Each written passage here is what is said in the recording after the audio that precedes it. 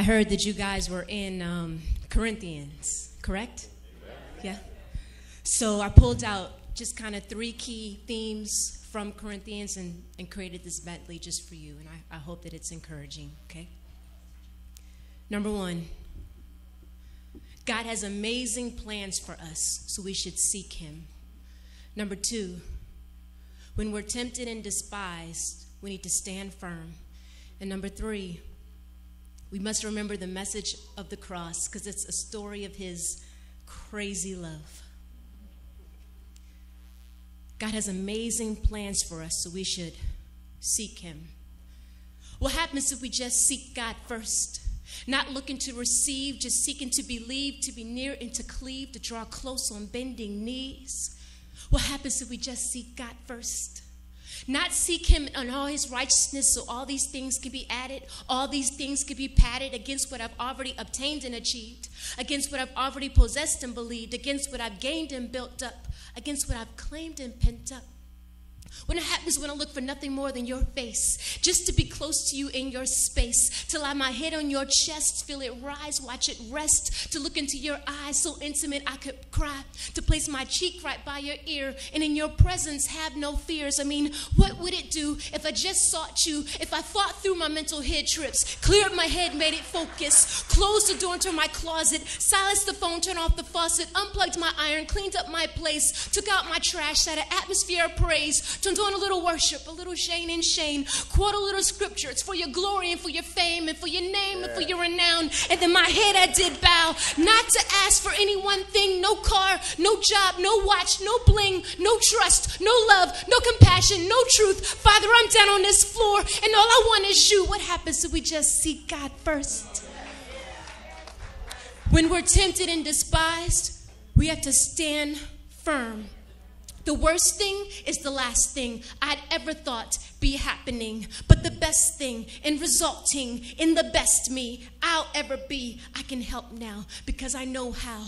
That pain hurts so deeply. But when you come through, you'll find you found a different kind of gratitude. So we put our hands together for the rough times, for the rough rides, for the not so highs, and for the lows in our timeline of experiences, because now we don't have to hide and we don't have to fake it. Our past is real, but it's sealed, so we can move on and take it, take the hits that come our way because we took the time to say thank you. It hurt, but thank you. Please heed these words that I say to you. The truth in expecting the ugly, ironically, gives us the release to fulfill true destiny.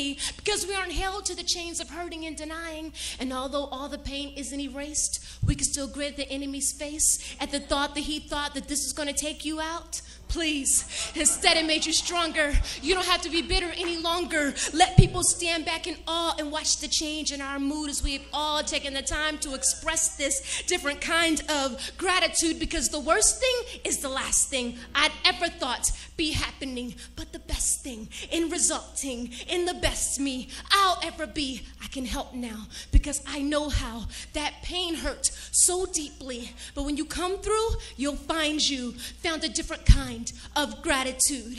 And lastly, remember the message of the cross because it's about his crazy, crazy love. He's got this amazingly crazy, unstoppable love. It's this towering, showering, unrockable love. It's his unshakable, unbreakable affection towards us, which barrels through our rejections and it cannonballs through our pushbacks and our face slaps. And even when we spat on him, he took that with a grain of salt and continued to walk towards love, towards his death, which he saw as life, towards the depths, which he saw as heights, towards the darkness, which to him shone bright, because he chooses to fight with his love. It's unstoppable. I remember that you loved me through my mess. When others stressed, you invested in me, had your son ingest my sin, and so now I ingest him through wafer and wine. And I remember the time when he hung, when he stretched his arms wide and remained silent as hammer came down, stake driven into the ground, back bloodied, you spoke not, here pierced with thorns, you hoped in God, you hoped in yourself that we might possibly comprehend your love. But unfortunately, we do not. We rarely catch the revelation of what you did in that act, but with each slash upon your back, you screamed into an eternity, your love With a tremendous amount of abandon, you loved. With a tremendous lack of understanding, we shove you away because we've dug ourselves a reality of life without you. But your love is unstoppable. It's unblockable. It stacks high on us and it's untoppable. It's encompassed in its person. There's no way that he could die. They gave it their best. They tried, but because of love, he thrives. He's why. Love is so powerful to the soul. Why it can soften the hardest heart and blow and take control. Even the coldest grave could not hold love because love is alive. He has amazing plans for us. So seek him. When you're tempted and you're despised, stand firm. And always remember the message of the cross. It's about his amazing, crazy love.